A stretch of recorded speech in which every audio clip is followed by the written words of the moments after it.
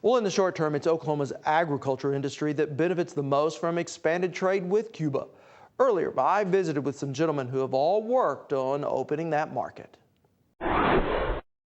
And from an economic standpoint, Representative Arms, for a country that prides itself on its free enterprise system, we're not being very free right now. We still have a lot of old wounds. I think, our government still has a distrust of their government. And while I understand that, I think there's been enough water under the bridge that I think it's ridiculous not to try to open that door, as Terry says. And my big deal, of course, I think if we get enough Americans down there, there's a beef market there too.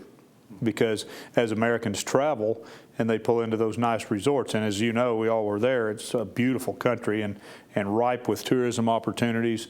I think there's a tremendous opportunity to sell prime beef to those nice restaurants that the Americans would then go to, and I promise you, a lot of people from the other parts of the world, we could sell that to them also. So the obvious things, the pork and the things that their culture uses now, and wheat, which they love our wheat, by the way. It mills very nicely. It's just a great quality product for them, and their millers like it a lot. But those are the natural fits. I think we build other markets too, and I just think it's a logical. I mean, it is. It's 90 miles away. You can bounce a ship.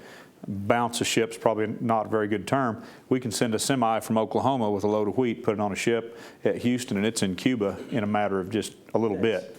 And it's not a long haul. It's not like going over the Atlantic or over the Pacific. It's just it's a hop, so to speak.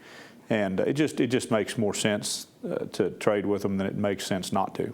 And Senator Warrick, I appreciate a point that you made the last time we were in Cuba, is while this market may not be open, when it does become open, we're ready.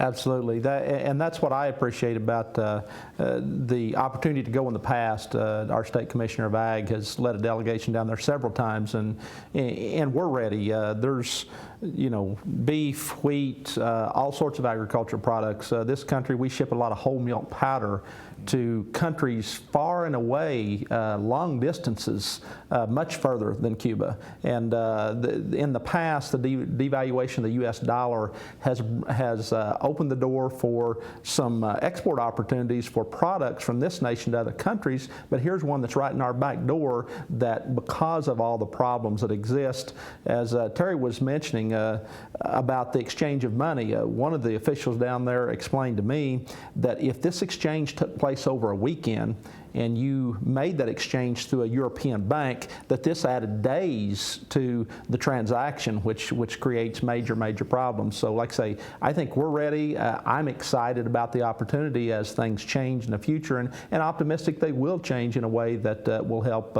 agriculture, Oklahoma agriculture, and agriculture in general from the United States in partnering with Cuba. Gentlemen, thank you all. And we continue our conversation about the future of Cuba on our website. Simply go to okhorizon.com, where we also have links to previous stories about the island nation.